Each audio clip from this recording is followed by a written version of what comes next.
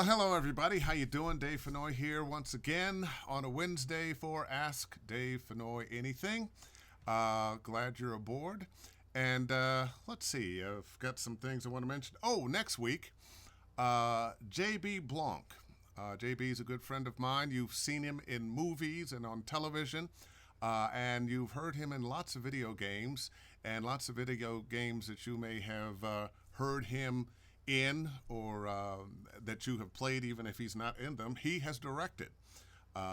Quite a busy video game director, so lots of good information and tips coming from him next week. And the following week, the Joan and Rudy. Joan Baker and Rudy Gaskins will be my guests. I don't know if we can fit that much information and personality into 1 hour, but we're going to see if we can. People starting to show up. Hey, Laura Chatz, how are you? Micah B, how you doing? I have a wonderful guest who I have known for, well, I'd say how many years, but that would age both of us, so I'm not going to, but we've known each other a long time, and she is one of the most successful and yet not necessarily one of the names you know, but she is definitely a voice you hear in all kinds of places. And one of the places, surprisingly, not only did I hear her, but I saw her giving a TED Talk. So this is my guest, Tasia Valenza, and her TED Talk, and we'll get right to it. This is short. Hello.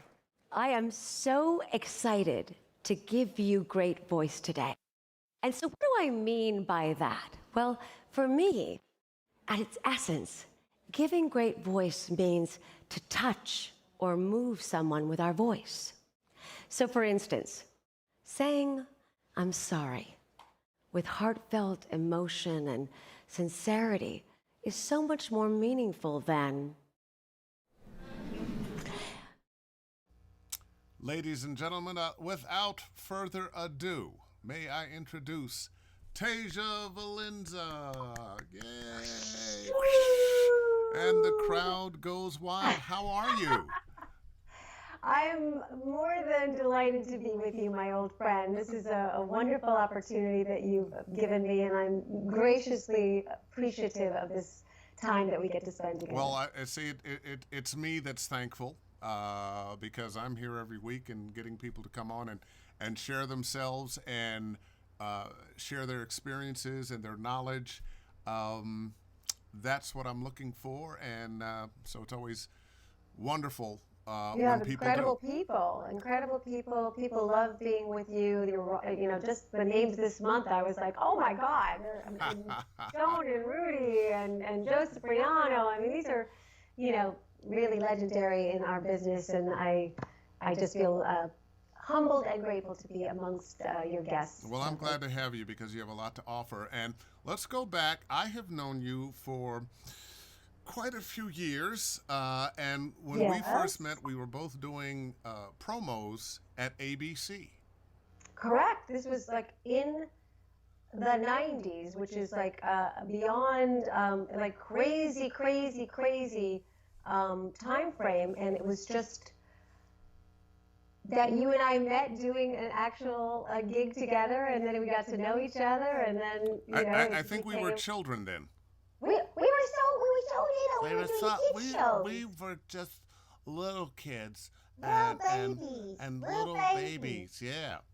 Yeah, so that was really fun. But then, just our lives have crossed so many times over the years, and I didn't even remember that ABC, but that was kind of cool because I actually got to do nighttime promos back in the 90s, and again, as a female, with those challenges of breaking the glass ceiling, that was a great opportunity that I had just started then recently, and because I'd been on a soap opera, there was a producer there who was like, all right, kid, I'll give you a chance to do a daytime, and honestly, I was quite awful.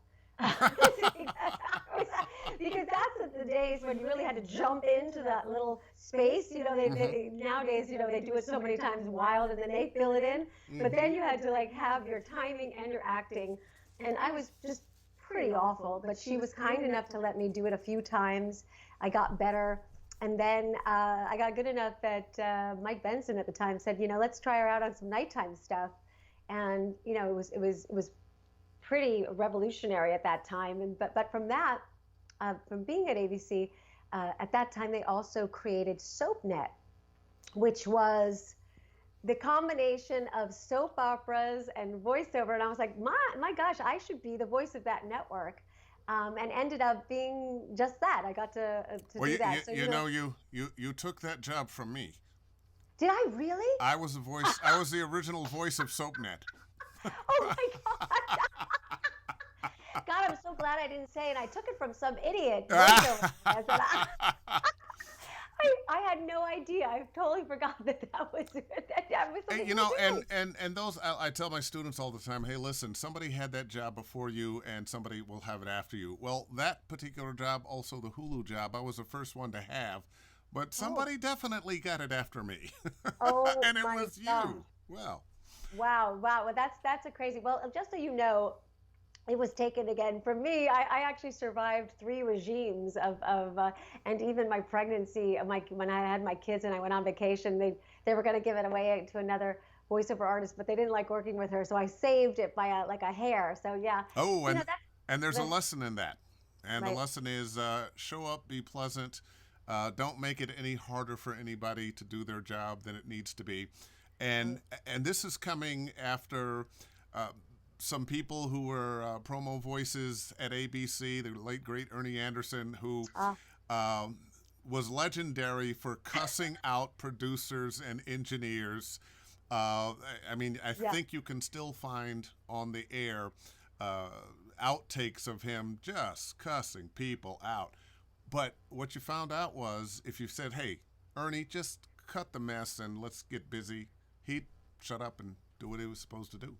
Yeah, he was legendary, and probably again could get away with a lot more than we could after him, because he was that, he was like on a Don LaFontaine level. So I guess he can get away with things that normally people wouldn't. But he was brilliant. Wasn't there that one video of there's one, there's one of those great outtakes. One of them was at the time, you read a lot of things live, right? Mm-hmm. So he was reading a movie of the week, and it said in the parentheses, horses run. It was a cowboy one, and he ended up saying that, horses run. Oh, no, it wasn't him.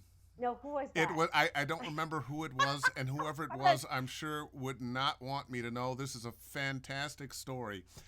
They brought somebody in new that he had never done promos before, and they decided to have him do them live. I guess they were at the last minute. And this is the time, I don't even remember, they would call you in sometimes 11 o'clock midnight to do promos that had to be on the next morning. And whoever this was came in, and he was new. He could read well, but he didn't know what the heck he was doing. And he read the descriptions of the sound effects. So it's tonight at 10, horses running by. 3 cowboys have to save themselves. Gunfire, gunfire, gunfire. I know there were some execs pulling their hair out. But these are the gold mines of Orson Welles and who is it, from Star Trek, all the great William Shatner. These are like the gold of voiceover that we as voiceover artists love to listen to, and I'm sure they're on reels somewhere that people can find them all. But that was a good one. Yeah, listen, I've got a couple people that want to say hello. Let's see. This is Michael Scott. Thanks for having Tasia. She's an amazing speaker with a heart of gold. Oh, thank you, Michael. And what did Steve Bailey have to say? Steve Bailey here again. Great to hear. Looking forward to the program. Well, thank you. Hi, and Randy Thomas. You were a soap star then.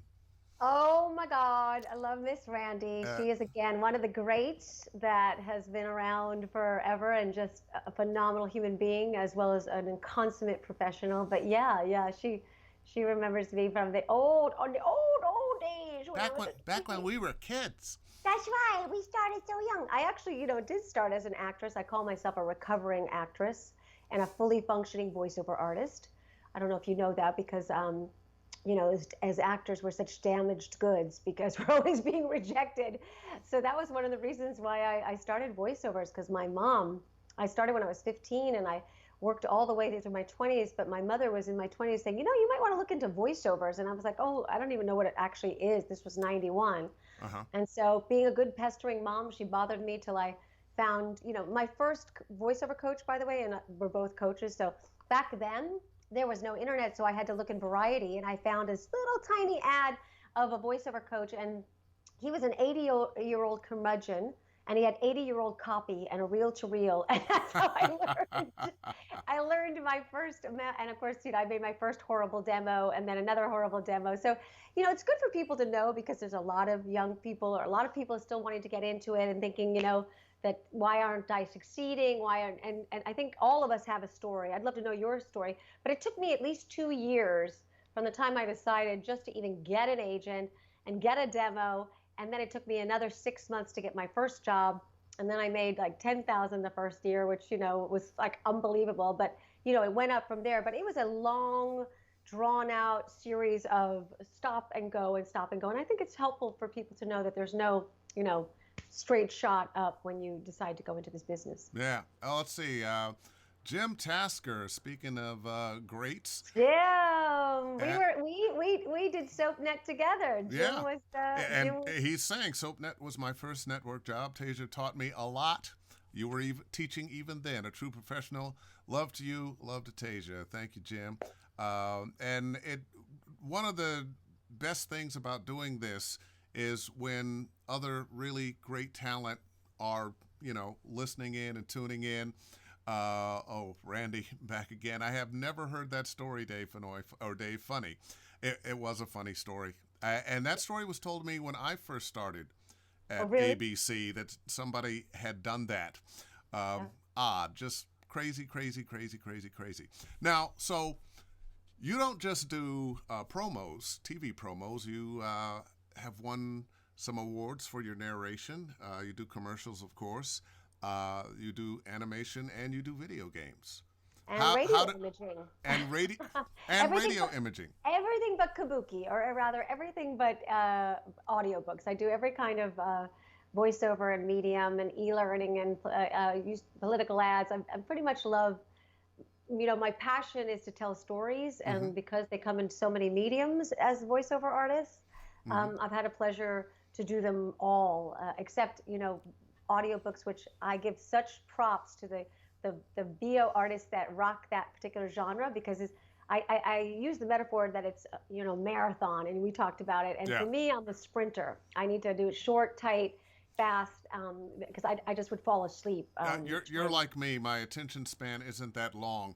And speaking of audiobooks, Scott Brick is going to be a guest one date next month.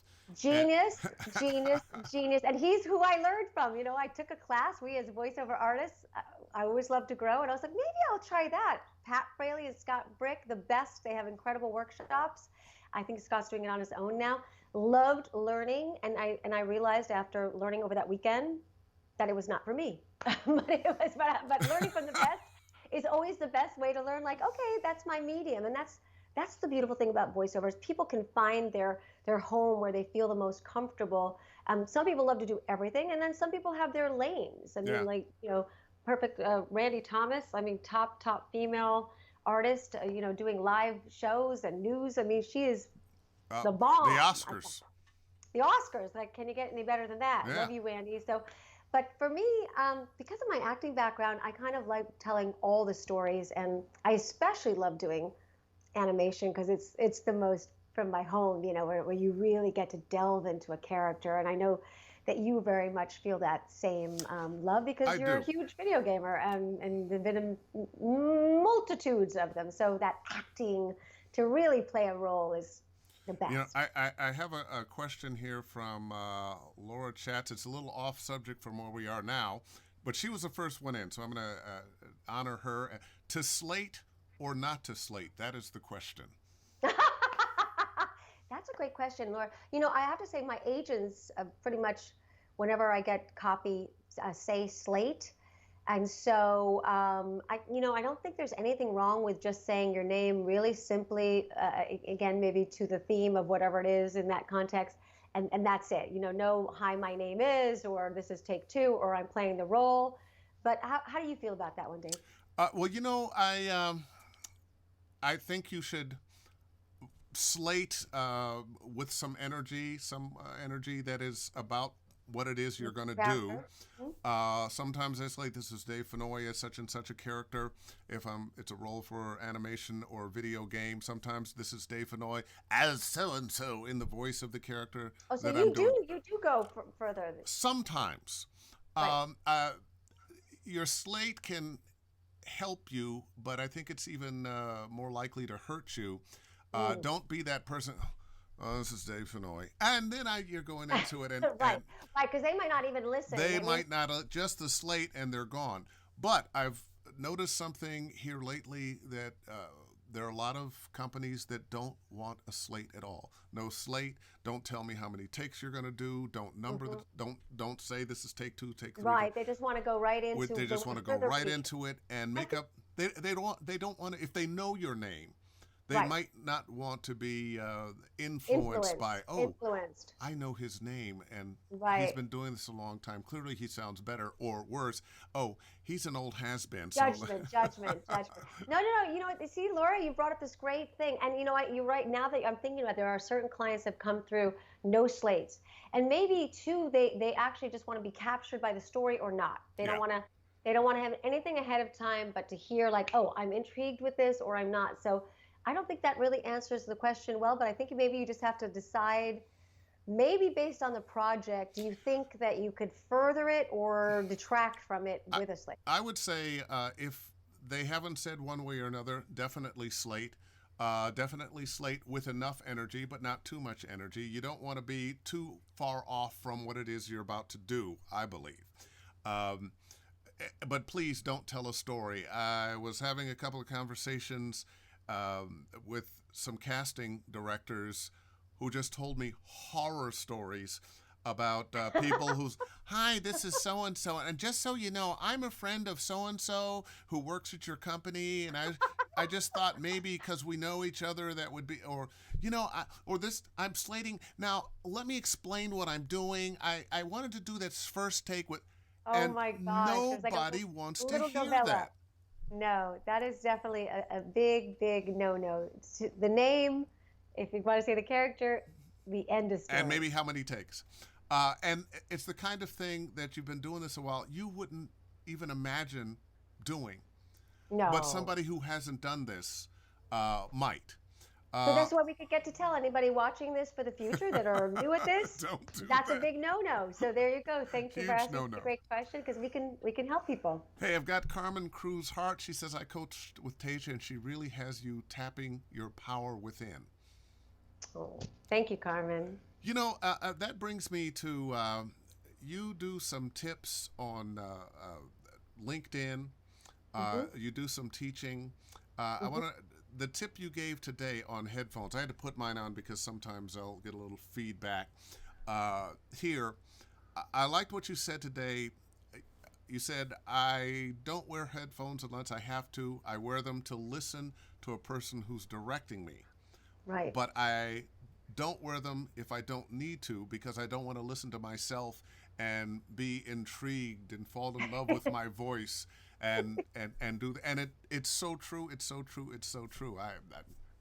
Me too. I believe the same Right. thing. I think a lot of us, again, we grew up as voiceover artists, and we've been doing it a long time, listening to ourselves. That was what you were supposed to do. But as the read has evolved, especially over the last 10 years, into being very authentic and truthful and conversational and a non-announce, re-announce. I mean, everything is not, I mean, when's the last time you got something? We want a real old-fashioned announcer. It's like a once in a, it's usually a parody of such. And Yeah. so the idea is that to get that to almost to unlearn that stylized read, you have to stop listening to yourself because we were used to stylizing our reads, which was the style at the time in the 90s. And it was funny because I remember going through a period where my reads, my agents would come back, and I've been with DPN for 20 something years and been very blessed to have them And they gave me some honest feedback, like, Tage, we need to like, just stop stylizing so much, even though. So maybe that was like, I don't know, 12 years ago. So I went back, and I coached myself and got some great coaching to kind of remember how to keep up with the times. And that's another thing, listening to VO and seeing what's the current style, and then learning and coaching with great coaches. Because as voiceover artists, and I know you probably have experienced this nowadays, especially since we're all so self-directed. This has come up quite a bit. You get no feedback. Yeah. So you're wondering, like, did I even get close? Like in the old days, I mean, again, just even up till COVID, we were able to still go in my agency at least once in a while in the booth, and to get that direct feedback, that direct communication of like, yeah, but can you try it this way, was incredible. And this has been an evolution, but now it's really you're on your own. So I think, the value of having a great coach can be, so at least you are getting some feedback, or classes are fantastic too, because then you're in multiple groups and getting multiple feedbacks. But it's very hard on the VO artist because you're just in a vacuum. Yeah. Yeah. Had a question here. Let's see. This is on point. Michael Glover. I hate hearing myself in my ears as I'm working. One can on, one can off. Right. Oh, okay. Yeah, that can work. Mm-hmm. Some people like that. That's definitely, again, I think it just depends on what your comfort level. For me, unless it's really imperative, I just prefer to always have a specific person, a lead in, and then not listen to myself. I don't mind listening to myself back as the director later, like I'll be the actor, do the read. Maybe sometimes I'll just take a little 5-minute break and come back in as the director, thinking like, how would I like to hear this? Would I enjoy hearing this? Or would I be like, and it's amazing what that sometimes you've done it too many times and now you're like, you don't even know what the word "the" means anymore. So that's when you need that little, like, take a break, take a breath, and then come back in with those headphones and be the director or the client in the room and saying, would I want to hear that? Does that? So it can be a wonderful way to take a step back and then be your own feedback. Like, But yeah. it can be tough. One of the things I share with my students is what the question you should be asking is not, does this sound good, but do I believe the read? That's a great way to put it. Yeah. Is this the role that I created? Is this with the intention? Yeah. No, please. Go ahead. Got another question here. Thomas Machin. I sometimes have issues of being overly excited on a first line delivery. This is something I still struggle with. Any hints about not hitting things so hard off the bat? Sometimes it's really helpful, but for me, I find that almost even having like a little mini conversation, like you were talking about, whatever that subject is, so that you're in the middle of the conversation. So, wherever I'm going to start in the word introducing, I would say, I'm really crazy about this new product and I wanted to tell you about it. Introducing as opposed to introducing. So, almost the actor's choice of having a moment before where you're saying, Dave, I've got this thing that I wanted to tell you about, and it's really exciting for me. And then you're coming out of that intention. It helps to maybe just ease into it more like you would be having a real conversation, because in reality, every read, you're having a real conversation. There's just an imaginary person at the end of the other side. And so when you can create that, I always teach my students that if you're lucky enough to have somebody in the house and you could say, hey, read this with me, at least to start, or if not, I will read it with myself. I will look at a picture and I will say, so Tasia, tell me about this thing that you were going to tell me about. And then I will speak to myself, because it helps me become so much more specific as opposed to talking to the ether. Oh, yeah, because we should be talking to one person. Let's see, Kayla Renee Jackson says, Tasia, I love how sparkly you are. Literally. I told Dave, we don't have an opportunity to dress very often. I was like, Dave, this is as dressed up as I get, but it's all for you. So thank you so much. And I feel so underdressed now. No, you're fine. This is like, I have pajamas on from the waist down. Oh, no, I'm joking. Like the news people. But thank you. Laura Chat says, my husband is an audio engineer, and he's the most critical person to give me the best feedback. True. But and that may work. One of the things I worry about in situations like that, it has to be somebody you trust, whose ears you trust, and who kind of knows what they're listening for. Sometimes your mom's always going to love you. Sometimes Yeah. sometimes you have somebody who's they're not attuned to what the industry's looking for, and what they're hearing is, or what they're judging is, oh, you have this wonderful voice and all of this enunciation, and so therefore you must be a success at this, and that's just not where it is today at all. So you have to be careful about who you ask. Yeah, and especially I have to say that my husband can say boo, and I'm like, oh. So I think Laura, it's really hard, like on top of the fact that he's an audio engineer, because to Dave's point, maybe he's listening, in a more critical fashion, and also it's just hard to take it from somebody you love. So I don't know, for that's hard for me whenever I ask my husband I, for any kind of critique. I had somebody tell me a long time, you want to, who are you talking to? Voiceover 101 or commercials. Well, who are you talking to? And make them as specific as possible. Somebody you know, a friend, da da da. Right. But I also discovered that you have to be careful, because especially people you know well, family members, sometimes you have complicated relationships with them, and you pick. I'm picking my mom, or I'm picking my brother, and thinking, oh well, it's my brother, I love him, but you get some Right, other all things. those little multi-levels, Yes, yeah. there's So the multifaceted. So yeah, you want to pick the person that's slightly benign, in that you have a very friendly relationship, but that there's no undertones of love. But I think, sometimes even putting a mirror in front of your, like in your booth, and uh-huh. just being able to look at somebody, including yourself, you can see, like, oh, am I believing Oh, is this? that what I look like doing that? Right. Well, it's engaging. You can engage yourself as if like you were having a conversation with somebody, and there's something to be said for seeing some kind of response, like, do I feel natural, or is this really put on? So I'm a big believer in that you can use yourself as a great assistant to help you get a more natural read, even if you can't have the pleasure of working with somebody else. Okay. Got a question here from Alex Wood. Hey, Dave. Hey, Tasia. Hi. I have a question. What do you think of the new age social media VO? People now having full VO careers through casting calls on Twitter and Facebook for non union games and animation. Wow.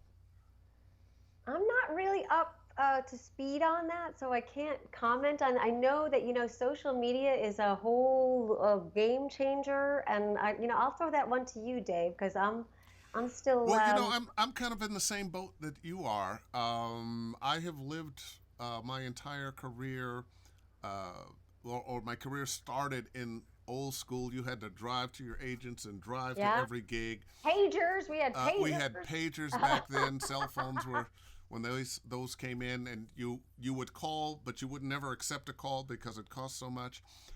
So I think this is a brand new world, and if you're like you, like me, and you have an agent and you're getting calls and you're working enough, you probably don't have A, interest, or B, time to dive that deep into the new world, unless you stop working for some reason. If they're not calling you anymore, I think that would be the time to jump in, Yeah. or maybe I'm you just- have enough time to kind of start exploring that. The Well, people who are coming up now, they're going to do it. it's a whole new paradigm in terms of that, and I would say too that there's a lot of that there is something to be said for putting yourself out there and not relying on other people to do that for you. We used to only rely on our agents to get us out, and certainly social media has a huge play now in how we are showing ourselves and showcasing ourselves. And on the upside, excuse me, there's a lot of ways you can show your work that you didn't used to be able to do, that you really were relying on Yeah. that. So that's the upside. It is the upside, and I think you still also have to be a little careful about how you use social media. I've seen people, every now and then I'll post a job that I've done, something a little different for me or something like that. Um, but I've seen people post and post and post, uh, and I think you can Over overdo it. oversaturate, right? I saw someone was so happy about his career, he started making a lot of money, and he started showing pictures of checks. Oh my gosh, And I that's just, maybe, yeah. just let's really be a professional and not necessarily do that. Let's see. Yeah, Got a Dan O'Leary. humility. I'm learning a lot tonight, Dave and Tasia. I booked my second training session for tomorrow night, Dave. Looking forward to learning even more. Oh, okay, Dan. Well, I'll see you tomorrow night. Speaking of teaching, uh, I watched all the way through your TEDx talk, which was not necessarily directed at voiceover people. It was directed at the Oh yeah, the public in general general, public. Hmm. with the title "Give Good Voice." Give great Give voice. great voice. Give great voice. Give great voice. Tell me, tell me the essence of what you were talking about and what you wanted your viewers, listeners, to get out of it. Thank you so much for that question because that has been an evolution of to give great voice means sorry, my dogs are like giving each other a hard time here. Woof, Uh, woof. I know they give great bark. To give great voice at its essence means to move, touch, and impact with our voices. And as voiceover artists, we've been blessed to do just that. And I've been doing that between acting and voiceover for 35 years. Knowing that I can tell stories and move people is very so impactful. And at the same time, understanding the four questions of who I am, who I'm speaking to, what do I want, and how does my voice support that intention? That's something that we roll through every time we look at a character, who they are, who they're speaking to, what do they want, how does their voice support that intention? Poison Ivy from the Arkham games. The who is she? She's a villainess, she's a shiro, she's complicated. Who is she speaking to? Her enemies. Batman, what does she want? Well, she wants to save her plans, her babies, but she has to do that through how? Seduction. And why? Because her venom lies in her lips. So I understand the who I'm speaking to, what do I want, and how does my voice support that intention? So I know how to play that role. And then General Shakti from the Clone Wars, a Jedi, so who has so much cooler than I'll ever be, who has authority and is trustworthy and needs to get her clones to join her as my dog goes out. So these questions are something that we answer all the time. And I started to realize that some of these same applications I could use in my real life to play the role of wife and mother and friend and daughter, especially daughter, which came up in the, and that yeah, it was a painful story, but I could teach people, non-voiceover actors, to utilize the skills of a voiceover actor so they could play their professional and personal roles more successfully and more impactfully.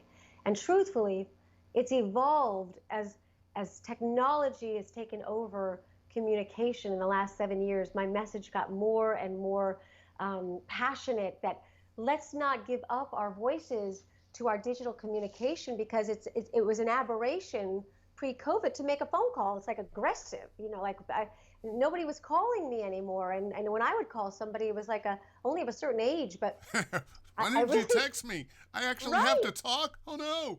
right. So it became a mandate that I wanted to share my passion and that also to make a plea that we should use our voices to move, touch, and impact ourselves with our self-speak for our professional lives so that we can further our goals and communicate successfully. And then the most important, to deepen those relationships that mean so much to us. And that, in my case, um, the one that I regret the most is that I did not give great voice to my mother because of our complicated relationship, what you mentioned. And that is the regret that I live with, that I wanted to make a cautionary tale of myself to say, those people that we love, when they're gone, they're gone. And so if you have relationships that you'd like to deepen and repair, you got to give great voice to those relationships because, no text and no emoji will replace that compassion and love that a voice can share. Absolutely. somebody who clearly knows you, JC Boris, but no hat? You know what? Thank you for that. It has been my branding as a voiceover artist for the last 20 years. Because the hat represents that we can hide it all and just show our lips, and because I've been doing so much more speaking lately, I had to change that up. So I've almost forgotten, and also I've been home so much I don't wear my hat. So thank you, JC. I still love my hats, but I and when I'm speaking, I want to show, I want to give great face, especially now, because of COVID, to be in touch with each other like this is so important, even more because ironically, my TEDx talk came out on February 7th. And it was all about, let's talk to each other, let's love each other, let's use these voiceover. And February 28th, it was like, people are calling each other again. My God, my God, literally, I hope that I didn't mean that. That wasn't my intention, but certainly the impact of that, people are reaching out. But now it's more important than ever because we're so isolated and we can't physically touch each other. That to give great voice, to be able to move, touch, and impact is the greatest gift. And even better, give great face, do those Zoom calls, get on that FaceTime, because we need each other more than ever. One of the disturbing things I find when I'm out and I'm in my mask and everybody else is in their mask, you cannot see a smile. Right. And I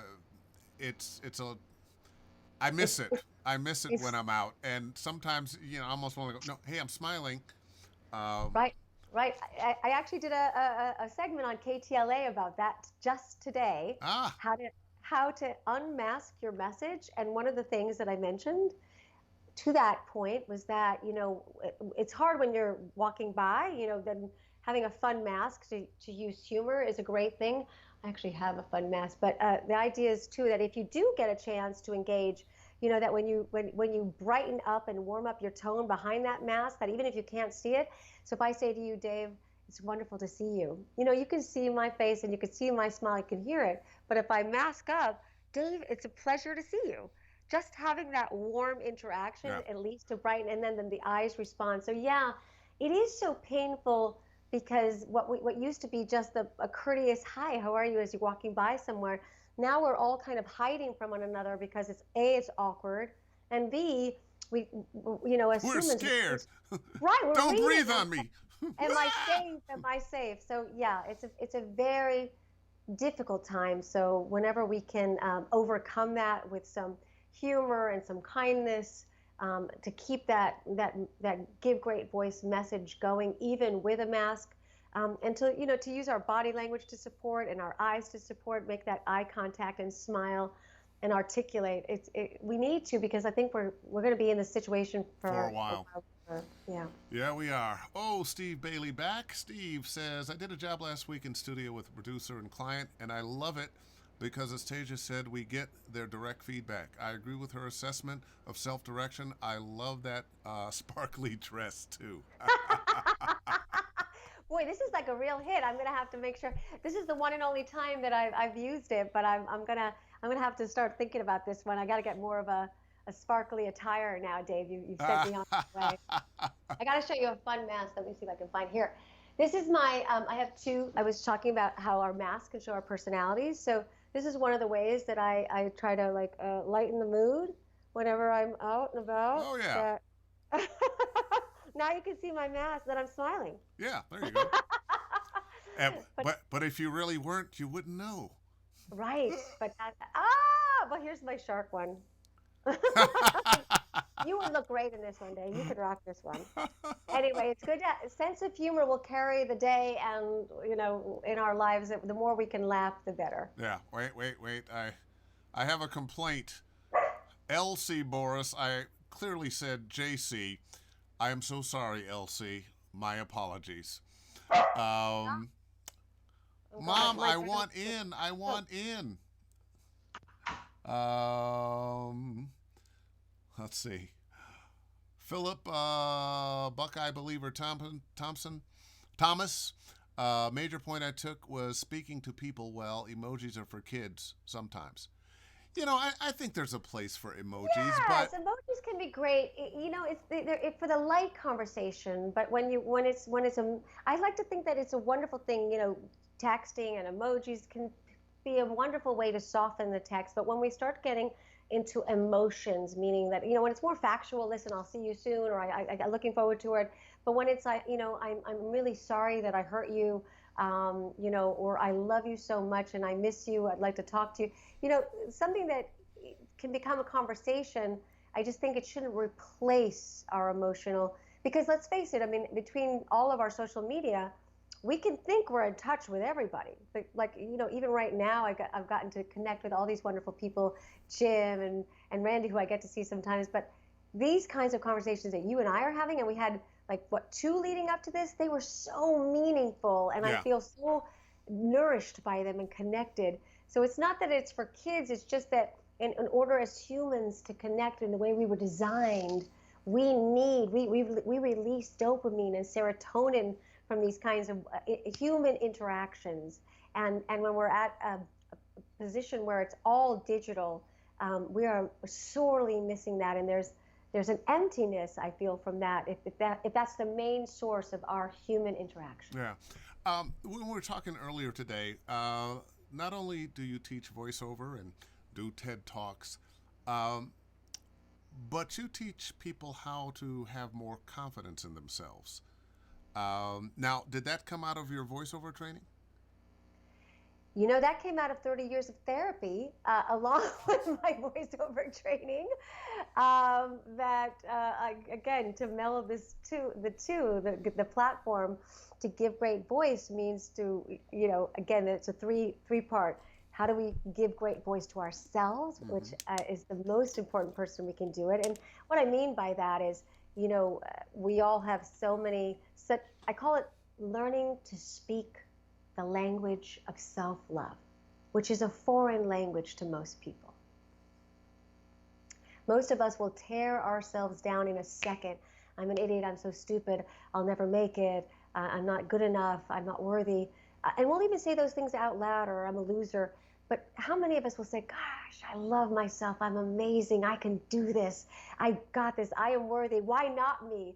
And so I realized again that so much of, as we learn about the brain, we know that, it's really like a computer, and we're hardwired, unfortunately, from 0 to 7, our ages, and a lot of that programming was not so good. And so that's running 90% of our brain. I learned this when I got the privilege of making an affirmation meditation app. I co-founded one, and I got to co-write it with a friend and voice it, and I learned so much. I was always a believer in the law of attraction and Anthony Robbins, and really learning about mindset. By doing this affirmation meditation and really having to dig deep, because I was writing about it, I learned, first of all, that an affirmation is actually not a present positive statement. Did you know that? I thought it It was. depends on what the affirmation is. Give me an example, though.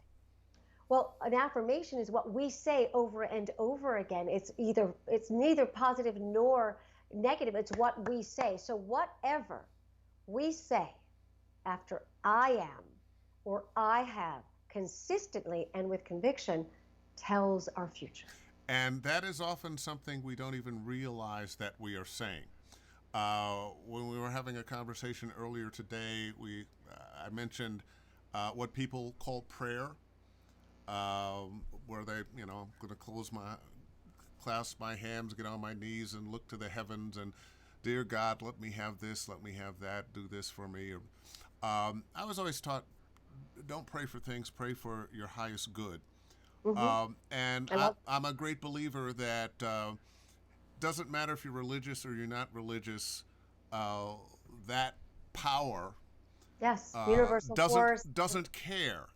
Uh, Whatever it is you're thinking, whatever it is you're saying, you are bringing into existence, Yeah. or keeping in existence. Right, right. And that's one of the things that I try to help people to mind their, I show them the marvelous, magnificent me map, so that we can start really understanding how multifaceted and brilliant we are. And I just want people to be able to look at themselves as the roles they play and the intentions, and to really support them, and then help them dig in a little bit of who are the voices in their heads, so we can say those, get to the root of some of those, and then use positive present affirmations with tone and intention, because you can say words, they won't mean anything like I love myself, I believe in myself. There's the voiceover thing. There's where it's like I love myself, I believe in myself, I can do this.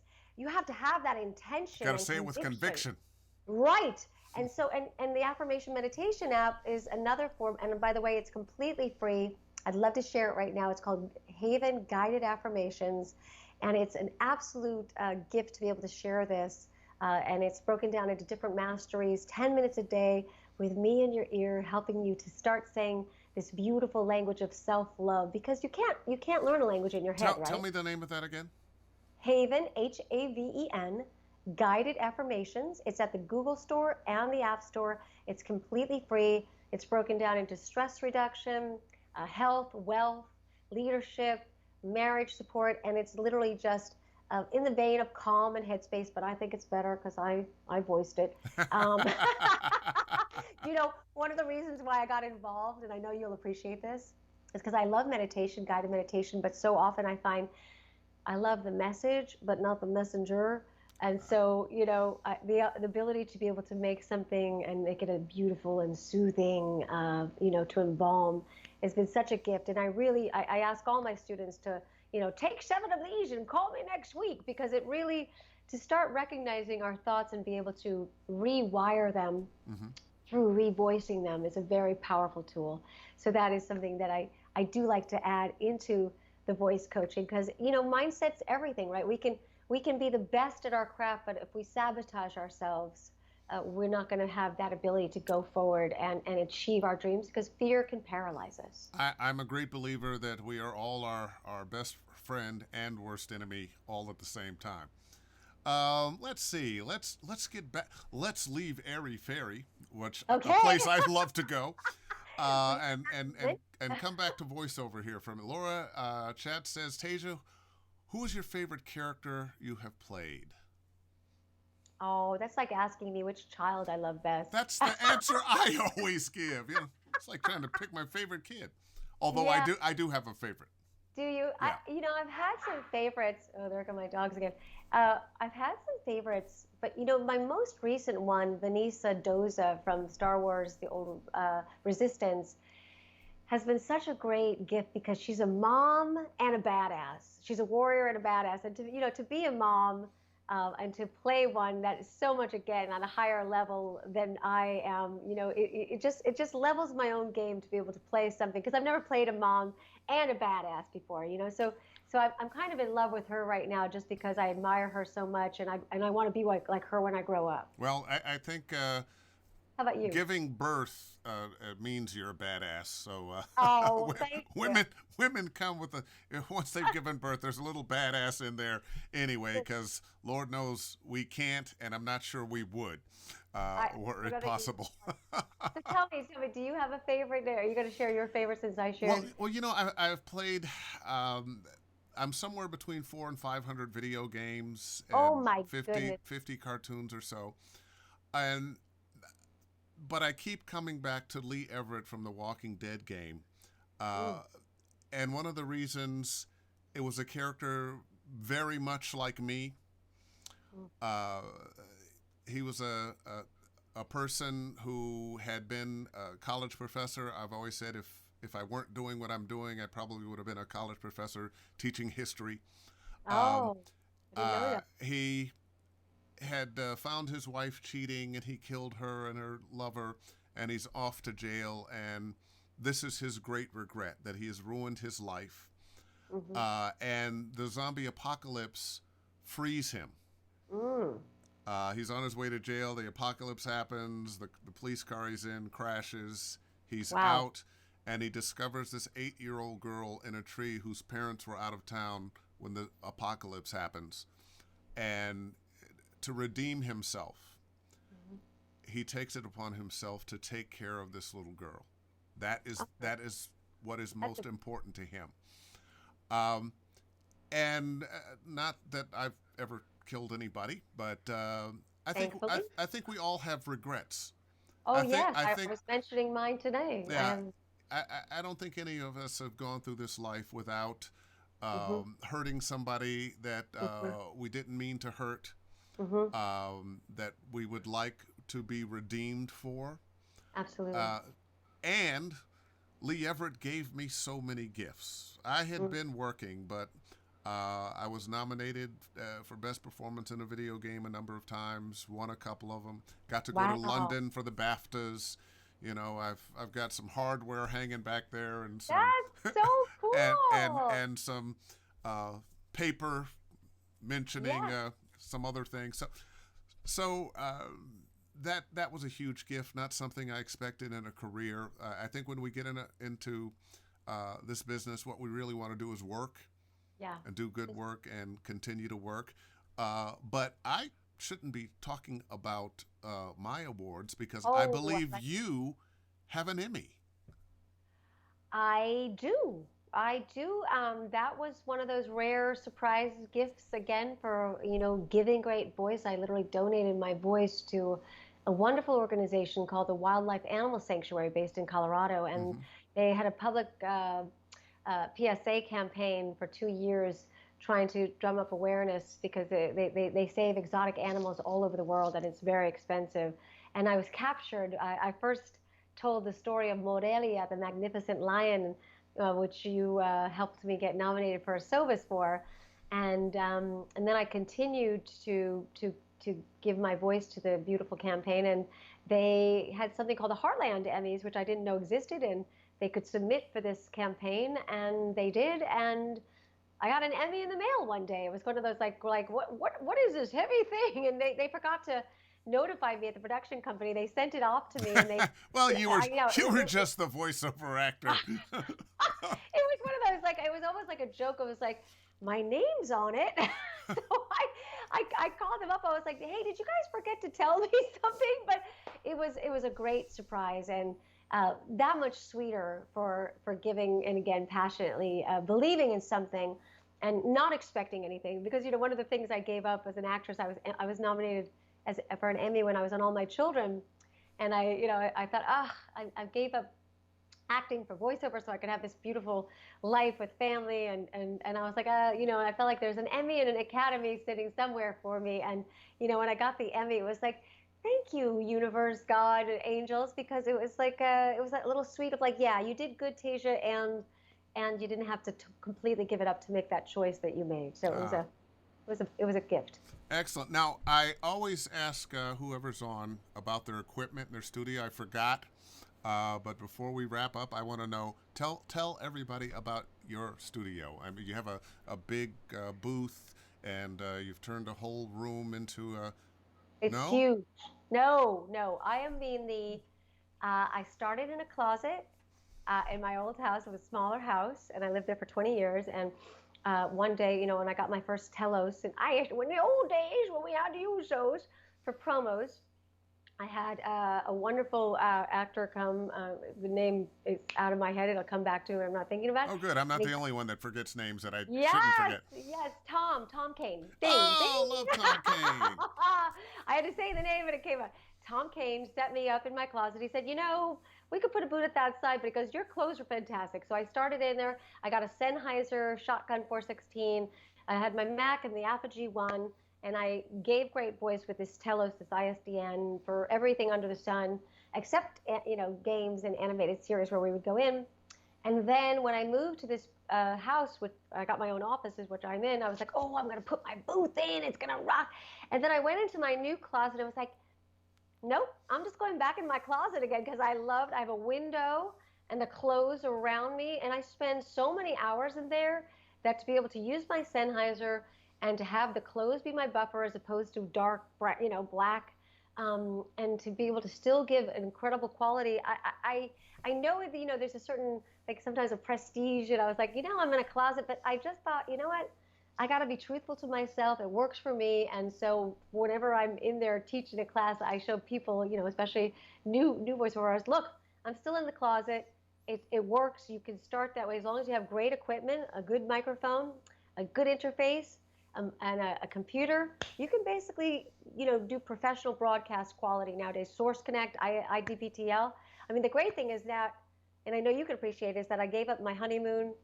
I basically traveled, you know, 10 weeks out of the last 20 years, it seems like, because I remember Bo Weaver telling me, I get a lot of my promo jobs when people go on vacation. And that's why we call it the golden half cups. Right. And so I have to say that having technology allow us to travel more in the last few years has been a true gift, because that's the one thing that I did. The only other regret I have is that maybe I didn't travel as much as I would have liked, because I was always wanting to keep my job. So I know you can appreciate that. Well, it's funny because I had the same thing, and then the industry started having me travel to conventions and teaching in other cities and even other countries. And of course, as Americans, we can't go any place now because we got the COVID. Right. They're not taking us in other countries right just at the moment.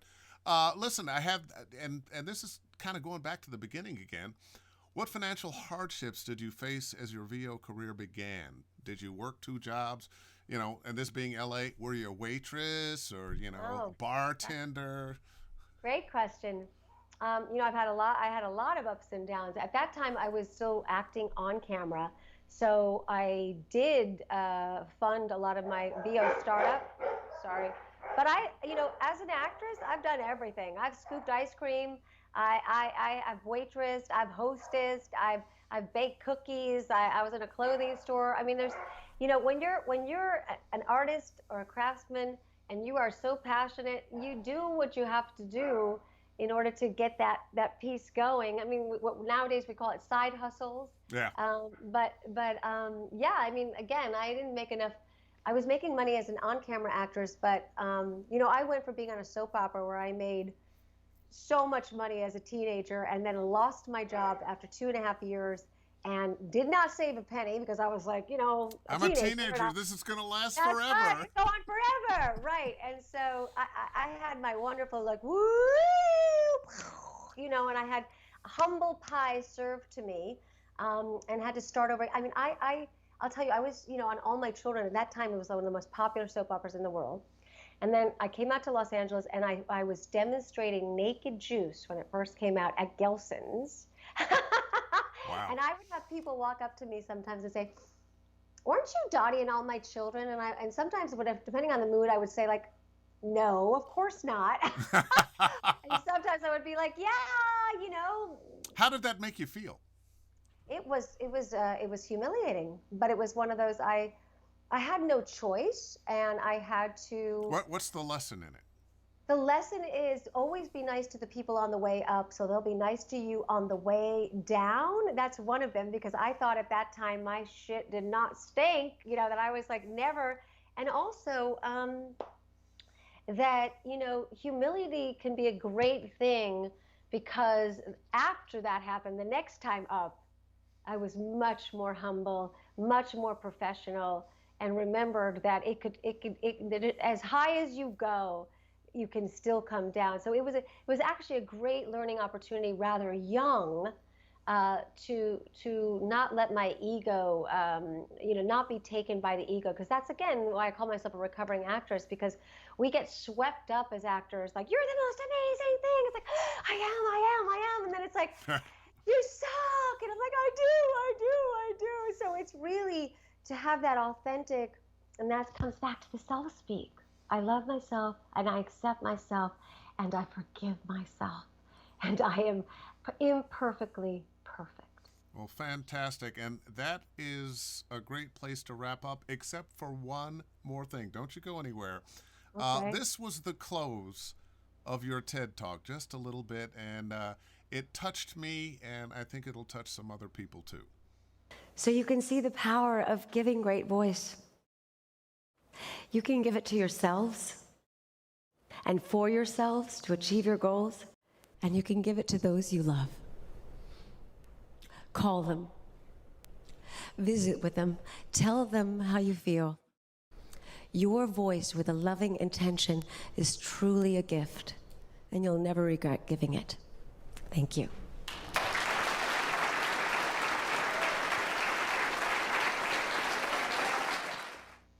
Wow. Wow, wow, wow. Amazing. I didn't get to hear that part because You know what? Yeah, you're right. Because you're. Well, That's okay. You can see it later, which reminds me to let everybody know. It will live forever on Facebook, and it will be on my YouTube channel, Dave Fennoy, voiceover training, and of course for free. But Tasia, thank you so much.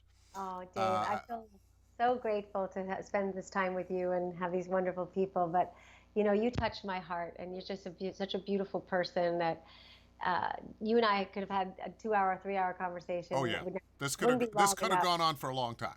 Yeah, but thank you so much, and I hope people will check out the TED Talk. It's my passion to share this, for the world to use these skills so that they can enjoy more impactful communication and haven, so they can love on themselves. And my dog wants a Your walk, so dog I will. wants a walk or a rub or something or dinner. Yeah. So thank you so much, and I hope we'll stay connected and do this in some fashion more often because I just love you. Right back at you. Absolutely wonderful. And thank you, Tasia, and thank everybody for stopping by. Back again next Wednesday with JB Blanc, and the following Wednesday, Joan Baker and Rudy Gaskins. That is going to do it for us. Ask Dave Fennoy Anything. Wednesdays, 6 p.m. Facebook Live. If you want to get in touch with me about voice acting, visit my website, davefennoy.com. And I should mention TasiaValenza.com if you'd like to get in touch with her about any of the kinds of teaching that she's doing. So, calling it quits for tonight. See everybody. Bye-bye. Bye bye.